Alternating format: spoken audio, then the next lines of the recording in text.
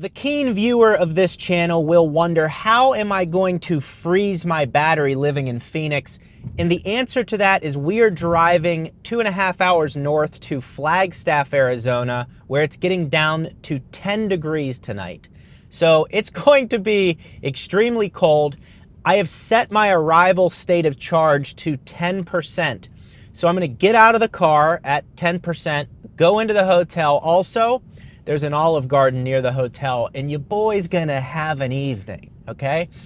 So that's what I'm gonna do. I'm going to let the battery sit overnight, and then in the morning, I'm going to plug it in without preconditioning or anything like that and see what happens to the battery. This is my brand new Model 3 Performance. I just sat in the back of this thing.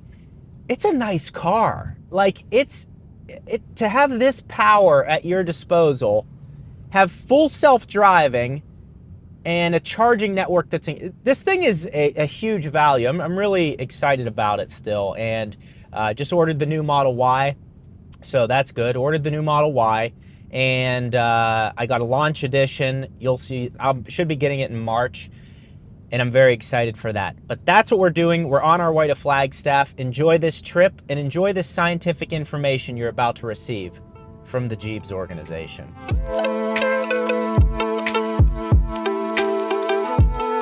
Got a nice Focus RS in front of us there, in a Model S Plaid. It's either up there or back there. I gotta say, the Model S Plaid is coming down into the $50,000 price point. It has 1,000 horsepower and does 0 to 60 in 1.9 seconds. And on top of that, it's not like if you buy a Porsche 911 for 100 grand, it's not like there's gonna be no other money you have to spend. With these electric vehicles, there's very little maintenance. And so you can get something with that amount of power that's extremely efficient and have a ton of space, air suspension. It does need a refresh, but it is such a good value because of the power and the capabilities that it has. It's just ridiculous you can get something that fast for that little money. And the Model 3 is the same way now. God, I keep thinking about just pounding breadsticks. You know what else? I can't stand the people, they're like, that's not real Italian food. It's like, yeah, thanks. We're not in Italy, so I don't care, right? That's not real Italian. Yes, another order of breadsticks, refill my Dr. Pepper, and I'm gonna do the fettuccine Alfredo with shrimp. Sir, that's 3,400 calories. I know, I may not wake up tomorrow. It's funny, you see these billboards in these areas, and it's like a path to a better future, like to go to college, and it's like also a path to major debt. You know what I mean? Like, I get all these emails on LinkedIn. They're like, we don't need your GCU would love to have you. Wake Forest would love to have you in an MBA program. I'm like, what teacher is going to tell, what are you going to do for changing lanes? Okay. Also, if they saw my GMAT scores, they would think I was a monkey and not a human being, what I got on there. I'll tell you a funny story about me taking the GMAT, okay? I took the GMAT because I was done with college, and I was like, well, should I just go get my master's? You don't know. When you're in college, you're stupid. You don't know what's going on. So I took the GMAT, and when you finish taking the GMAT, you're able to send it to 3 MBA programs at no extra cost. So I sent it to like Duquesne in Pittsburgh, Wake Forest, or I think Arizona State, and then UNC Chapel Hill. Except I didn't know how to spell chapel, so I couldn't send it because I couldn't. I was like, is it CHAPPELL?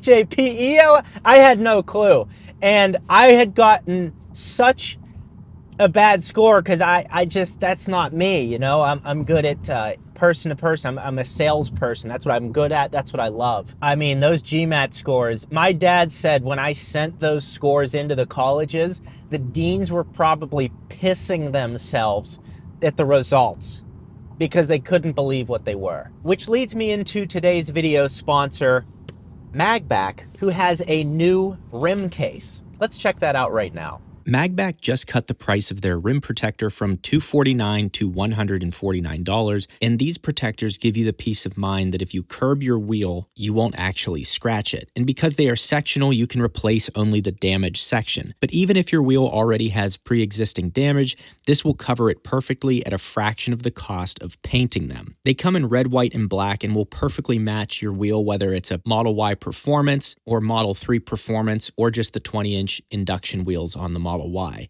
And if you use code Gjeebs15 at checkout, it brings your price down to $126. So check out magback.com. They have some great Tesla accessories, and my code Gjeebs15 will give you a discount on your entire order. Now let's go freeze this battery. Just saw an incredible bumper sticker on this Prius right here.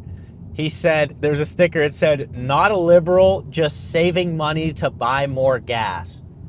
Hilarious bumper sticker, totally unexpected. Well done. Also, he's towing something, or has a trailer hitch filled up on the back. So he's more man than really any of us. Oh, he's a bee removal guy. That's hilarious. What a guy. So this is pretty cool here. You can see on my route, this is one of the latest updates. They have the weather. Finally, we're out of the left lane. Dude, FSD just likes to sit in the left lane. I put it into standard mode. It's like FSD's impressive. FSD is like a great athlete that's stupid. They do these amazing things in their sport, but then they talk and you're like, oh, it kind of takes away from it, you know? You wish they never spoke. But yeah, this is really cool. If you hit this right here, it shows you a radar of what weather you are heading into, which is really cool. I feel like this is actually going to turn to snow overnight. But again, just another great software update that these things have where you can look out and see what kind of weather you're going to be getting. Another great software update. Look at those cacti up there. Get that 5 zoom with the, look at that bad boy.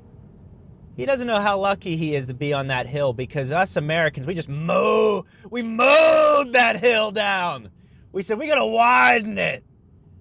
We just shaved it like cheese. Not a problem. Dollar General, save time, save money. We'll ruin the small businesses all across America. I think we've talked about this before, but that's the last saguaro right there. That's it. That's him. If you go on here and you type in POIs, where is it? Okay, now they're not going to show it. Now they're going to make me the liar. Well, on my Y, it showed it as the last saguaro. Whatever. All right, we are climbing up. We're almost at 6,000 feet elevation. It's starting to snow. You can see some snow on the side of it. Look at the ambient lights. We're out at the club, baby. We are out at the club. Next to the stage, Gjeebs. He'll be shaking that thing all night long. Yeah, so we're getting a little bit of snow. So people said, like, why did you put all-season tires and 18-inch wheels? Well, it was to get more range, which we accomplished, because the tire and wheel is thinner. It's not staggered and wide like the factory tires. And I'll put the factory tires back on when it warms up a little bit. But going up north to Flagstaff, it snows it's like it's Colorado up here, and it is beautiful. But this is why I put these tires on, so I could be safe going up here and doing testing and all that stuff. And these tires are good all-season tires. So, and I think you can get them on Amazon. Someone told me they're on sale sometimes for like $90 on Amazon. So I'll link the exact tires I have below. Just what you guys need is another link. But yeah, it's 41 degrees outside. And FSD, I have my life in FSD's hands here, driving me through dicey roads. Because, it's just, are they icy or are they not, you know? So if I wreck here, this is absolutely not my fault. Somehow there's a forest fire there. I don't know how that's possible, but there's two patches there's another just burning. That's crazy. It's snowing out. How are the woods on fire? All right, this is Future Ben reporting on the fires, which are still burning. I just went past the sign, and it said the prescribed fires. So the forest just needed a little Advil, and they should be good after that. So a prescription fire, haven't heard of it, but that's why the woods are on fire. I said, Sarah, bring me another Advil. So I'm just going to do a little top off here. 142 kilowatts, basically getting max charging speed here. These are only 150 chargers, but it is freezing cold. It's 26 degrees outside, gonna go down to 10 tonight. I'm gonna park right there in front of me, and then in the morning, I'm just gonna back it right in and plug it in, and we'll see what happens. The long, dark path to Olive Garden. Some call this the stairway to heaven. I just call it Red Stick Alley. We're almost there, baby.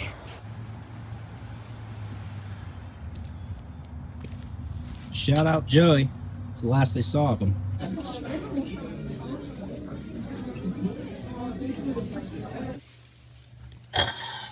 Left with a few extra. Hey, maybe if this video gets enough views, I'll get a new pair of shoes. The balls are leaking into the cabin here. All right, there she is. She sat all night, and it's 10 degrees outside. It's like probably 14 right now. But we are locked in. We've froze it up, man. I never thought she'd see the day. But anyways, I'm just gonna back it right into this space here. Also, that space somehow, I don't know, that space somehow avoided the snow. But I'm gonna back it straight into a charging bay, no preconditioning. I just put my stuff inside the car, and I'm going to plug it in to see what happens. Now, the interesting thing is I've been using the Tessie app, and I don't know how accurate this actually is. You can see the battery temperature here is showing between 58 and 61.7 degrees Fahrenheit. I can't imagine it being that warm, but it is sealed off, so maybe it doesn't get as cold as you think. When I parked it last night, it said it was right around 100 degrees. But anyways, let's plug this thing in. I'm just gonna let the camera roll here.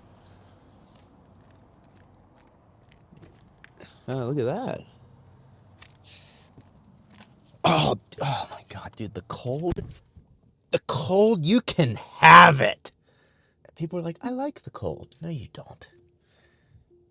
No, you don't. I was also thinking, like, 1,000 years ago, what did humans do? Like, you would have to kill an animal to stay warm, and then kill an animal to eat. And then you live in Flagstaff, and there's no clothes. There's no mall. You can't go to REI and get a North Face.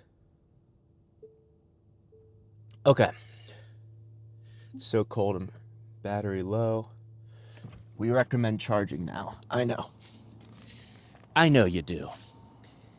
Yeah. All right, here we, wow. Cable is just solid here. It doesn't want to move. This cable took some blue chew. Oh, a little charging port. Oh, she opened up. Okay. Ugh. Oh no. All right, we're having some connection issues. See, it connects if you do. There we go. Okay. This is also the situation where you're just happy you have 3D mats. Just get the salt and all this junk all through them, and it's like, who cares? Because they're easy to clean up. 3dmatsusa.com, code in the description. It says starting to charge. 13 kilowatts. 15. We're climbing. We're climbing. 17 kilowatts. Wow. Okay. All right, now let's check out what Tessie says. You know what else is incredible about EVs, or I guess Teslas, but how quickly they warm up. Okay, the battery temperature, yeah. The battery temp got down to 36 degrees. Yeah, Jamie said long night, because I had to leave the family to make this video, but 36 degrees, charging at 30 kilowatts, and it's going to take 45 minutes to charge up to 80%. Now, keep in mind, this is a 150 kilowatt charger, so, you know, it would be potentially faster on a 250, but I mean, that's kind of impressive. The fact that this thing is just going to be able to charge up even at 10 degrees, even leaving it at 14% battery overnight, you're still able to plug it in, get some charge going, and the thing heats up right away. And my water froze solid. So yeah, I didn't have an issue. The charging is slow. I could have preconditioned it maybe from the room. There's lots of things you can do, but I think the worry and the fear about what are you going to do when it's cold? What are you going to do in this and that? And for the most part, it would have to be extreme cold. And in those situations, even a gas car could have issues when it's minus 30 or something like that. And this is also cool here. It's just giving you, I keep getting that tire pressure fault for whatever reason. And then right here, it's just giving you some information saying, hey, idiot, next time, okay. Next time, you know, why don't you navigate, because then the battery can precondition. So we're sitting at 33 kilowatts. We have 45 minutes remaining just to go from 14 to 80%. Normally it would be a lot shorter than that. So the car charged up fine. We had a little bit of an issue getting it plugged in, but ultimately it worked and we're good to go. All right, so we're a few minutes in here. We're up to 80 kilowatt charging speed, 260 miles per hour, and the battery is warming up. So everything seems to be going well, no issues. Kind of impressive. I think the fear, you know, I get, I don't know how many comments a month or whatever, but you see these, still the masses of people, the vast majority, maybe 90% of people, we'll say in the US, have no clue how capable these cars are and how great they are as daily drivers. Now, this situation I'm doing here is stupid. I stayed in this hotel. Normally last night, I would plug it in, charge it up, and as I'm checking in, getting settled in the room, it would be charging. You wouldn't just wake up in the morning and charge your car for 45 minutes and waste time. And then there's destination charge. As you own an EV, there's better ways to do it. I was just doing this to show, okay, what would happen if you couldn't do that? You just left your car outside and you're like, shoot, I got to charge in the morning. Will it actually work in a pretty extreme situation? It's not minus 30, but it is cold outside. It was 10 this morning, and the battery got down to 36 degrees. So I feel like that's a pretty realistic test. I plugged it in, I charged it, there are no issues. Now, if you want to see how this Model 3 performance compares to a $200,000 Porsche Taycan, click this video right here. You'll probably enjoy it.